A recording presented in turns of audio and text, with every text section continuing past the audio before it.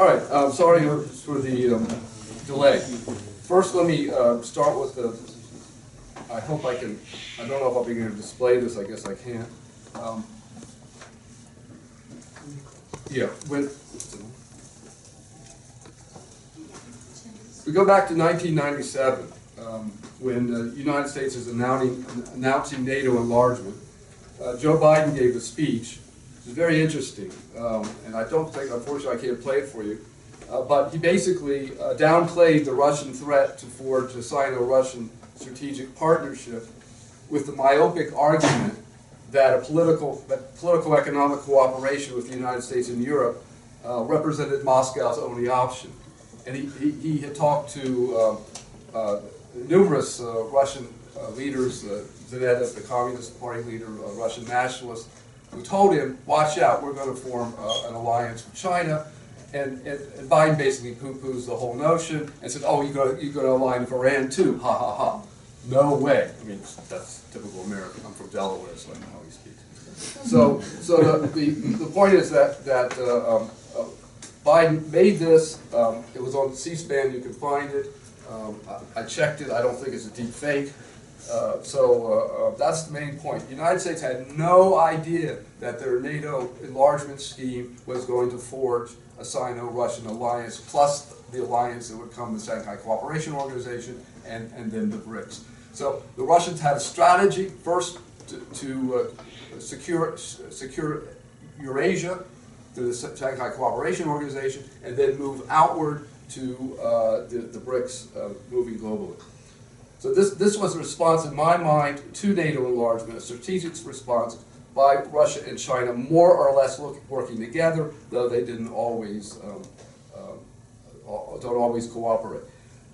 The irony is, just as Biden is announcing that Russia and China will never come together, with the declaration of multipolarity on May 1997, in which Yeltsin and Zining said, in the spirit of partnership, the parties shall strive to promote multipolarization of the world and establish a new international order. This is where the Primakov doctrine is coming into play, and that's calling for a strategic partnership between Russia, China, and India. This is beginning to take hold just as NATO is beginning to expand. Now, that NATO expansion was not the only factor, though, because the Clinton administration was simultaneously building up its strategic alliance with Japan, South Korea, and particularly Taiwan during the Taiwan crisis of 1995-96. So this global, what I call multilateralization of containment, is beginning to form a counter-reaction by Russia and China against this multipolar. And the irony is that the Russians and Chinese call it multipolarization, and on the American side it's multilateralism. So this, as I said, SCO, Shanghai Cooperation Organization, and the BRICS really got their start at this time. The BRICS, the RCEP, and the RCEP, which is even another factor. That's really a Chinese, the world's largest free trade agreement, would get going by 2011, and that has to be factored in here too, because it adds another dimension to the crisis facing American hegemony. It's not just the BRICS; it's the RCEP. Now, so the SCO, you all know this, 1996, Shanghai Cooperation is founded. As again, it's mainly a security. It's to guarantee Eurasian security against terrorism and basically against independence movements. But Uzbekistan has joined, and Pakistan will join later, and even India and Belarus. So we have this expansion on that front. Then we have the Sino-Russian strategic partnership. Now, very important, you mentioned the war on Kosovo. Kosovo brought together the Russians, Chinese, and the Indians because they all saw this as a affront to their sovereignty. The fact that the United States, with NATO, didn't go through international law, didn't use the UN Security Council to justify their interventions, first point. Secondly, it was done in a way that violated sovereignty of Serbia. Serbia was an ally of both Russia and China, and plus India saw this as an affront to them because they saw Kashmir in the same parallel as Kosovo. So those three elements brought these three powers together that would form the basis of the BRICS later on. All right. So this treaty, though, this July 2001 treaty, was the foundation, a 20-year strategic partnership that eventually would lead to the no-limit strategic partnership that China and Russia signed right before the so-called special operation in Ukraine. So all this is a dynamic that, in my view, is really got initiated by NATO enlargement, because the United States did not incorporate Russia at all in it promised all this cooperation in the NATO-Russia Founding Act, which I started with in '97, promised joint cooperation, and that joint cooperation fell apart immediately with the war in Kosovo. So it wasn't just that the UN charter was broken, it was also that the promises the United States had made in expanding NATO were broken for the Russians. This was the beginning of the break and the subsequent foundation of these different movements. Now, let's go here. Freedom called movement. BRICS. Okay, let's get right to the BRICS. That's late. So, strategic partnerships. It was a 20-year project in 2001. It's been extended another 20 years in 2022. Now, the BRICS Plus comes out in the period 2009-2010 with the founders, as I said, but Russia, as I said, from the war in Kosovo, Russia, India, and China realized that the NATO military force that they had to build up to counter it, that they cannot stand the idea that the United States would have such military superiority over them. And this explains a little bit why there was a delayed reaction to the NATO enlargement, because Russians, Chinese, and Indians on the side of it, they're trying to stay more or less neutral.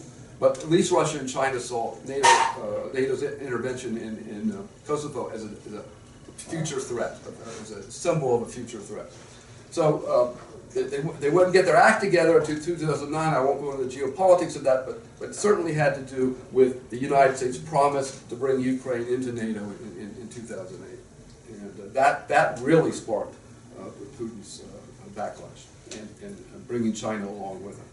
So then we got the other BRICS members, then the BRICS Summit 2003, you all know this. Now, on the other hand, the BRICS is getting so wide that maybe it can't totally unify itself in the same purpose, but as long as they have this ideology of multipolarity, this ideology that they are countering American hegemony, that gives them a certain degree of unity. Now, others don't accept. Of course, we mentioned Argentina before, and President Milei saying he would not ally with communists, but China was the only communist on the table, and I would even call China communist today. I lived there for a year. It's not communist. Okay, the BRICS Summit in 24 introduced even more countries. Indonesia, fourth largest country, as mentioned, and the new membership brings together a motley crew of states that are not entirely, they have no real ideological boundaries, except that they all perceive themselves as being anti-Western. But Belarus now has a military alliance with Russia, and Russia has deployed its tactical nuclear weapons in Belarus. Cuba remains the United States. It was easier for the United States to recognize Vietnam than Cuba. It's one of the great ironies of American history. We fight a war in Vietnam, and yet we recognize Vietnam in 1995. Now Vietnam joins too, or it's one of the future members. The point is that this BRICS group has formed something 43% of the world GDP, depending on how you measure it. The statistics are meaningless unless China, in particular India, can remain united and begin the process of rapprochement, which they began after their war in 2020. Since 2023, they have begun a rapprochement process, which could lead the BRICS to a stronger relationship. Now, so, I think you covered a lot of this today, but I'm just not going to. So, President Trump himself has stated that BRICS is dead. He's repeatedly that he's going to add punitive sanctions against what he calls anti-American policies, which he sees as basically the BRICS challenge to U.S. hegemony. China has faced the prospect of 145% tariff. Trump keeps changing, so it's not always clear what he means. Brazil and India have been hit with 50%, and half of India's penalties for buying discounted Russian oil. South Africa was giving a 30% tariff. But even new members like Egypt, traditional American ally, are getting hit with tariffs. So Trump is antagonizing this group, trying to break it apart, but at the same time creating an atmosphere where this group says we've got to work these issues out among ourselves because the Americans are going to keep hitting us on the head. So here was one interesting thing. I won't go into the wider currency, using cryptocurrency, using gold in the combined basket. All these things are aimed at undermining the U.S. dollar. Now, it's not going to happen overnight, but in my view, if each one continues this, it creates, just undermines step by step U.S. dominance. So they're not going to create a currency over in the evening in one day, as if Trump was going to end the Russia-Ukraine war in 24 hours. That's not going to happen, but it is still using their own currencies for trading. This is a way to undermine the primacy of the U.S. dollar. And even in the numbers of states least interested in the BRICS, even Mexico participated in the Rio de Janeiro. So Mexico's our major trading partner, the U.S. major trading partner. So the U.S. is creating more enemies at the same time among its allies, and creating bonds between Russia, China, and these states that didn't exist before. So my view is that over time, trade in local currencies could gradually erode the dollar's global reserve status, especially in energy and commodity markets. So, and even worse, from Trump's perspective, his own man in Brazil, they called him the Brazilian Trump, Jair Bolsonaro, he's in jail now. Trump's ally, he even said back in 2019 that he would support the BRICS and that he would support the BRICS-backed new development bank to bring it closer to private enterprise. So one of Trump's own allies was supporting them out of power. Lulu is a totally different character, of course, and Trump's ire is set at Lulu, not Bolsonaro. But the point is, the general Brazilian interest is for the BRICS. It's not a question of Bolsonaro. So, furthermore, Bolsonaro himself began to see the importance of the China connection for finance for Brazil. And that's why they've created this new development bank. It's not the same as it's seen as complementing the Asia Infrastructure Investment Bank, which is a much Chinese-centered bank. The new development bank is BRICS-oriented, but certainly both lean back on China for finance. So China's behind the scenes in both banks, and the BRICS states are really trying to play China against the United States. China's trying to play the BRICS against the United States. South Africa is a good example. Why was Trump creating all these racist accusations against South Africa and fake claims of white genocide? Primarily because he wants to split South Africa off from the BRICS. At least that's one of his intents. So, but even South African businesses argue that the de-dollarization de-dollarization in general offers South Africa opportunities to reduce dependency on the U.S., diversify trade relationships, and enhance monetary interdependence. So this is going to have challenges. They're going to have a lot of volatility, geopolitical risks as they're seen. But the point is, the overall mood in both Brazil and in South Africa is pro-BRICS as opposed to trying to integrate back in America, even with the risks involved. So, as I said, Trump hopes to wean China and India from backing Russia while also weakening the BRICS. Breaking up this alliance between Russia and China is his primary goal. That's what we call reverse Nixonism, just like Nixon recognized China in order to draw it away from, well, it was already away from Russia, that's the difference. This time, trying to drive Russia away from China, it's quite a different phenomenon because Russia and China are already linked. So the reverse Nixon analogy is a false one. But the idea is that they're going to try to pull Russia away from China. All right. So the next, the big I think the sanctions on Rosneft and Lukoil are significant if they ever go into effect. As we know, he makes these threats and then draws back from them. But still, it was significant at least to get some of the talks going on Ukraine, which have been mutating from the original position. But nevertheless, I think that the idea of sanctions at that point was primarily to get Russia to start talking, real talking in Ukraine. But again, the proposals so far have been more pro-Russian than pro-Ukraine. The point is that these sanctions still hurt China, India, and Turkey in particular. Those three states are harmed by sanctions on Rosneft and Lukoil, and this makes these states look for new ways to get around those sanctions. Okay, India, and here I'll focus on India. India has already signed the India-UK Free Trade Agreement, the European Free Trade Association, the Trade and Economic Partnership Agreement, and is currently engaging in a free trade agreement with the European Union, and reconsidering membership in the Regional Comprehensive Economic Partnership, which is the greatest free trade association in the world, linked with Japan. So my point is, these are beginning to create a real drain, undermining U.S. trading relationships by countering with new organizations, new trading partners.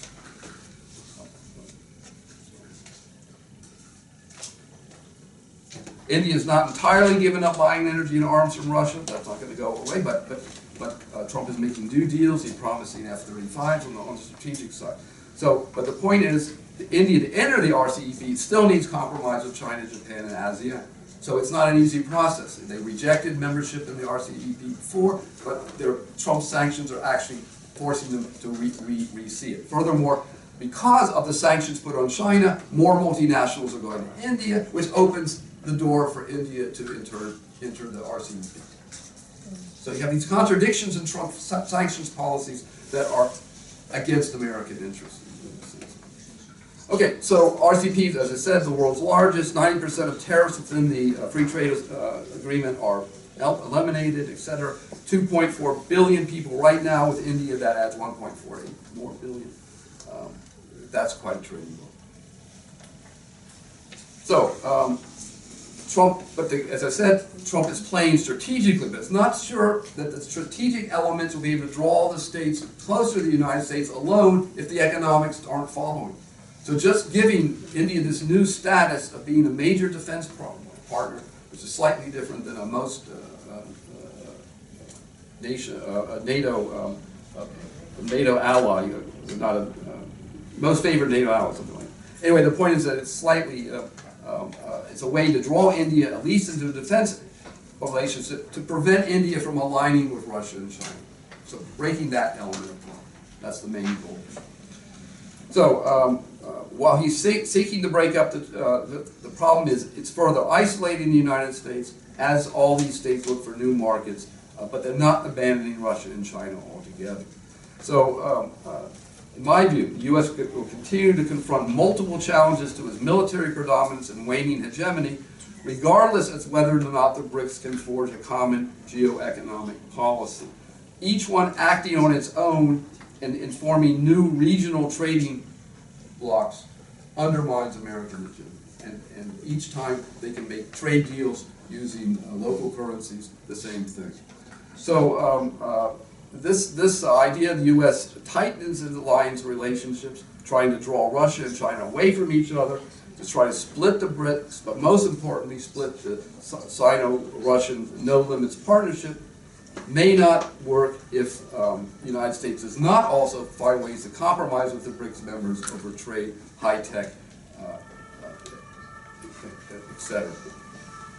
So, to sum it up, the U.S. tariffs and sanctions have deepened mistrust between the U.S. and the BRICS members, accelerating the BRICS members' efforts, despite their profound geopolitical and ideological and economic differences, not only to build alternative trade and financial systems, but to possibly forge a counter-alliance in the name of a new ideology of multipolarity, thereby risking a dangerous polarization of the global system. Much as was the case for Biden and the Clinton administration in '97, when Biden and others did not see the full impact of NATO enlargement upon Russia and China, it is not clear that the Trump administration foresees the not-so-long-term impact of America First, tariffs and sanction policies on the BRICS Plus, Europe, and other countries. These protectionist policies risk a dangerous polarization.